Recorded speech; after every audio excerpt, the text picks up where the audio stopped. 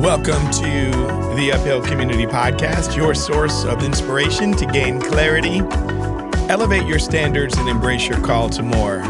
Together, we can choose the uphill climb, pursuing the hard best over the easy good, and discovering the extraordinary life that's waiting to be lived in community. So hello and welcome to the show. I'm so glad that you are joining me today. We're going to be following up on Don't Quit in the Rut.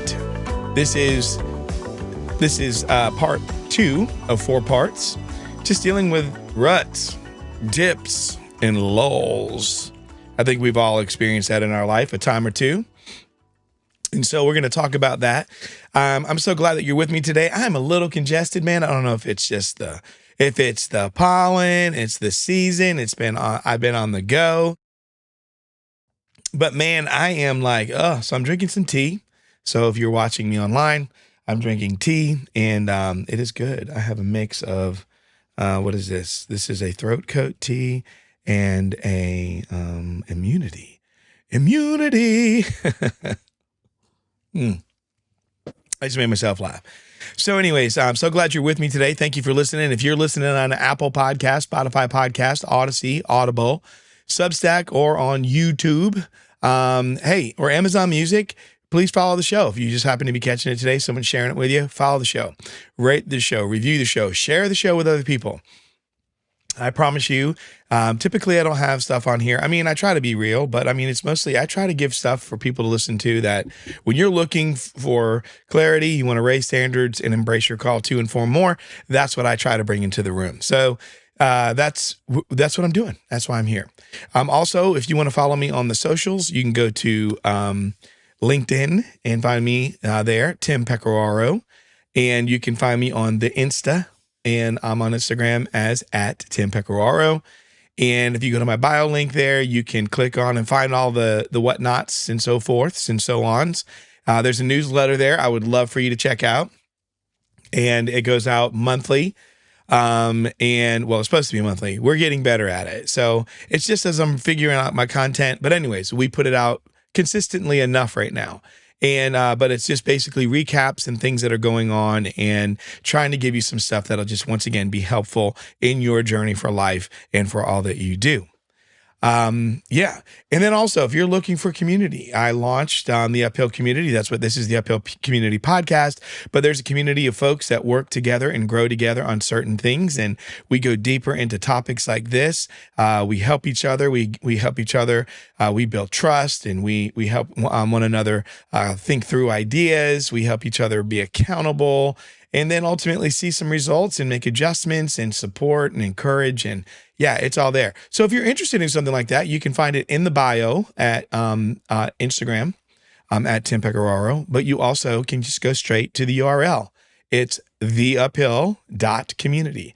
That's THEUPHILL.community.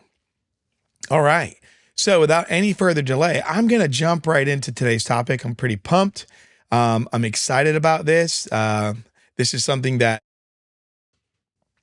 is a topic that, I mean, I just know so many people that I see in these challenges, and they're like, what do I do when I'm in these situations? So when I'm coaching, it could be a person who's taken on a new role. It could be a person that's launched a new business. It could be a person that everything was going so well, and then all of a sudden they feel like they're in this rut.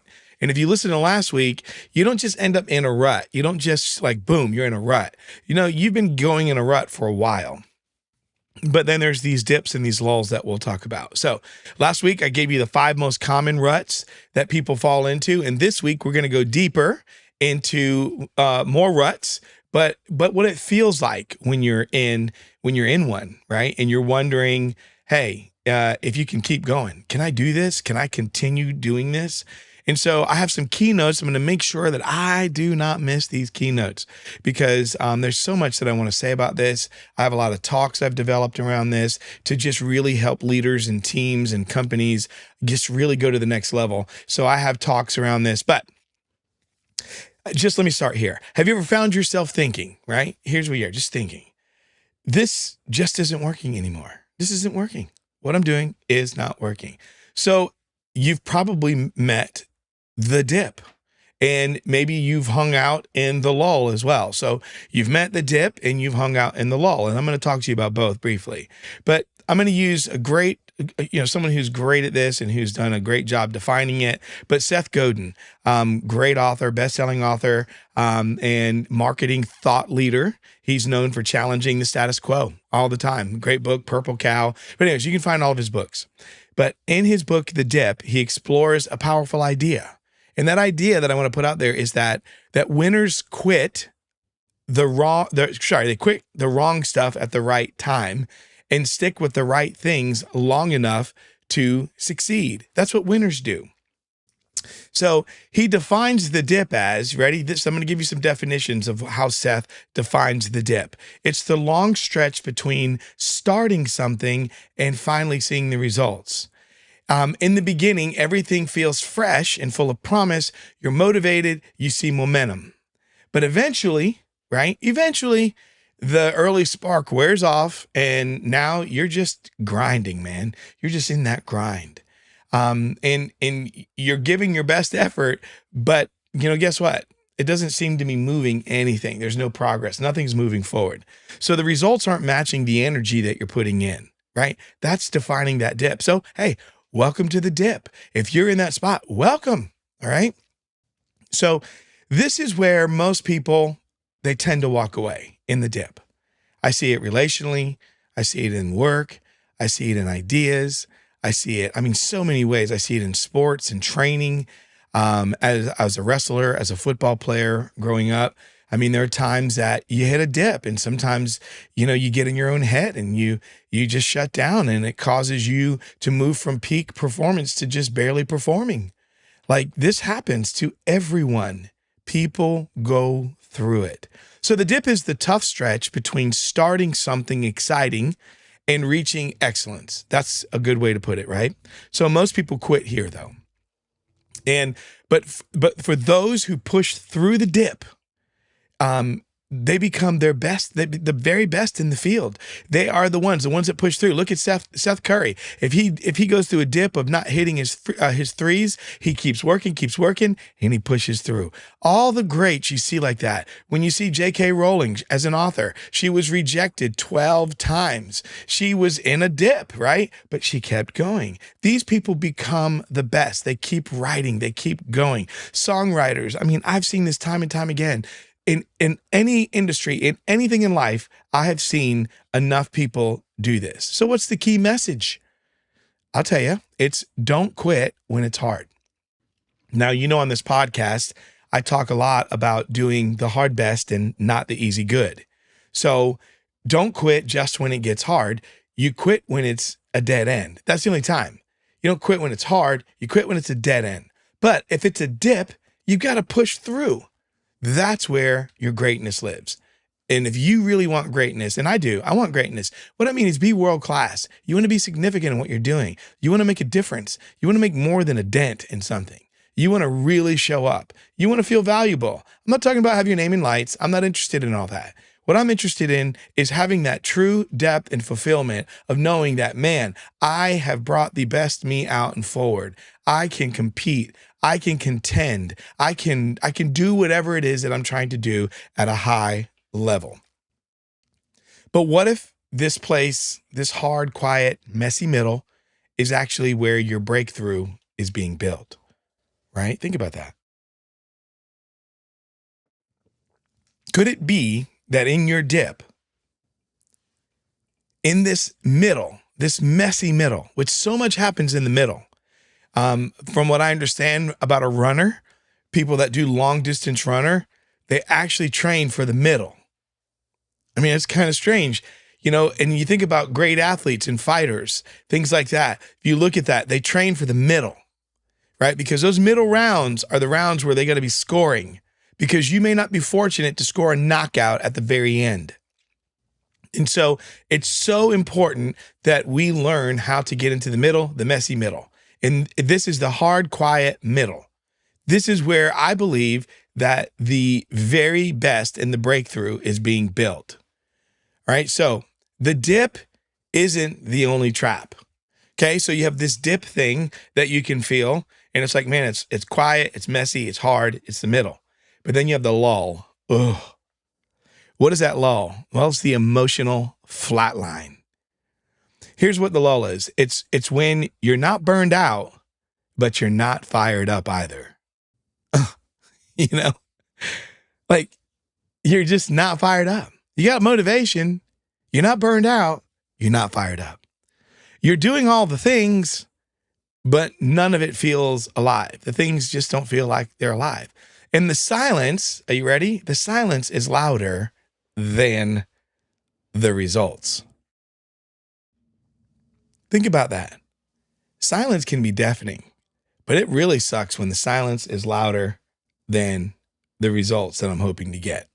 And the silence will become discouraging. So what we tend to do, though, when it comes to the lull is we confuse the lull with failure. But the lull is often, ready? It's just a pause in our momentum. That's it. A lull is a simple pause before momentum returns. You're still moving. You didn't stop. Here's the thing. Momentum's not going to return when you stop. But momentum comes back when you're in this area. It's just that little pause. It's just, when you get going. And it's right there over the top. Just keep that in mind. So I'm going to tell you a little story, and this is really neat. It's about a guy named Darby, and it comes from a book that I read several years ago, but this is a true story, all right? So this guy, Darby, that's his name, Darby. He caught the gold rush fever, and he went out west, and then he staked his claim like so many others did. And after weeks of digging, he struck a vein of gold ore. I mean, he hit it. It was rich enough. It was rich enough, right, to make him and his family wealthy for life. Excited, what Darby did was he covered up the mine. He rushed home. He raised money to buy the right equipment. He came back ready to cash in. I mean, he knew this is it. But after a short stretch of digging, the gold disappeared. Like, poof, it's just gone. He drilled and he dug and he tried again, nothing. He drilled, he dug, tried again, nothing. So frustrated, guess what he did? What most people would do. He quit. I mean, he just quit. I mean, he said, I'm done. I quit. He sold the mining equipment to a local junk man for a few $100s. But here's where it gets interesting. The junk man hired a mining expert who came and studied the land. And then it turns out, you ready? Darby, Darby? I get it. Hey, Darby? Darby stopped digging just 3 feet from one of the richest gold veins in the region. 3 feet. The junk man dug a little further and he struck gold. Basically, that is it. I mean, look how close that is. That's close. All the work wasted by a few feet of, you ready? Discouragement. Like literally a few feet of discouragement and he stops digging. But here's the best part. Darby didn't let that be the end of his story, all right? He took the lesson that he learned from that, and he went into life insurance sales, and he became wildly successful. Why? Because Darby said this. He said, I learned never to stop because I was tired. I stopped once, and I was only 3 feet away from gold. So Darby was in the dip, friends. That's where he was. And he did the work. He showed up, but when the resistance hit, he quit and he missed it. That's what happened. Resistance, quit, miss. Resistance, quit, miss. It'll happen every time. Resistance, quit, miss. If you let the resistance cause you to quit, you're going to miss. So let me ask you, where are you digging right now? Where in your life are you digging? And could it be, think about this, that you're only a few feet away from the very thing you've been praying for, pushing toward, dreaming of, studying for, concentrating. I mean, literally changing your life for. I mean, could it literally just be a few feet away? So we often feel the strongest urge to quit right before things ultimately are going to shift. Think about that. We often feel that urge that, hey, I'm going to quit. It's this urge. I don't know what it is. It just bubbles up. And it's right before things start to shift. It's when I said the runner trains for the middle. And again, I'm not a long distance runner.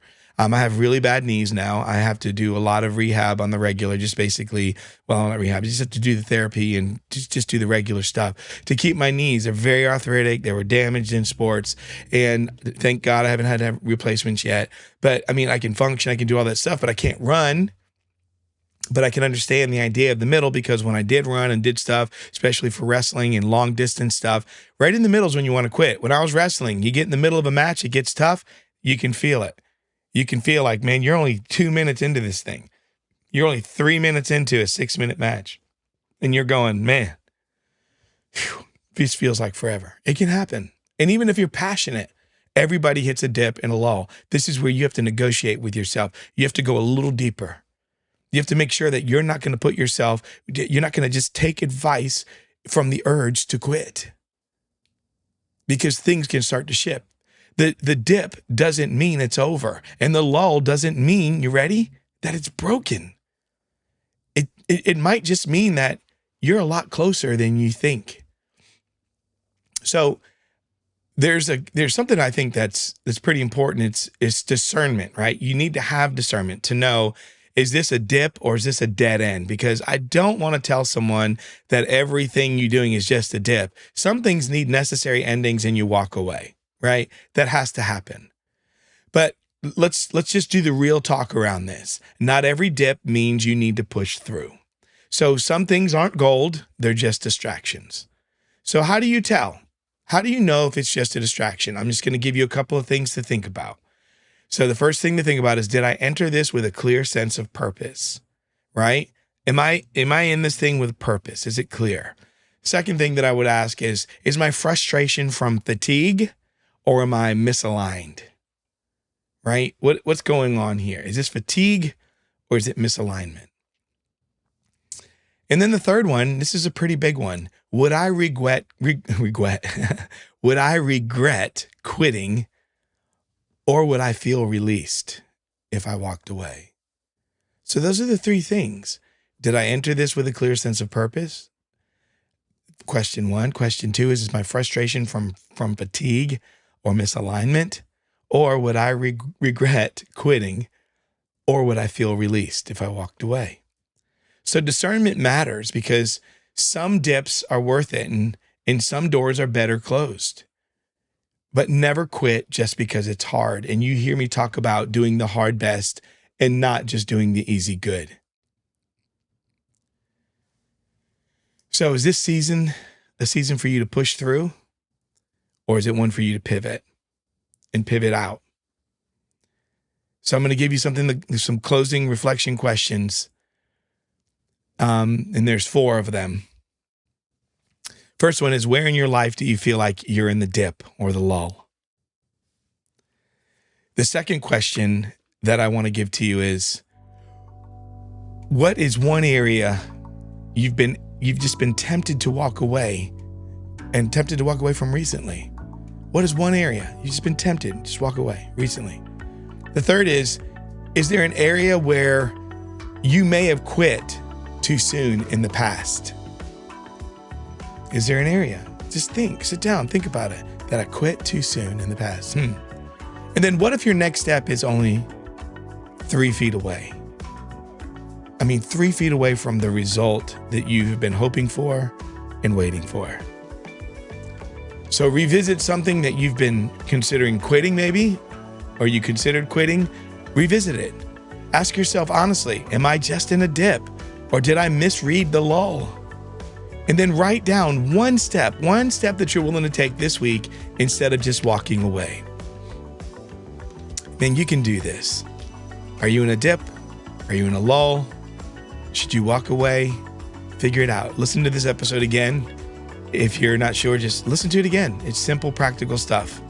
So next week, we'll talk about fighting through the rut, how to dig deeper, not just harder, and how to reconnect with your original why when you feel like giving up. You don't want to miss this.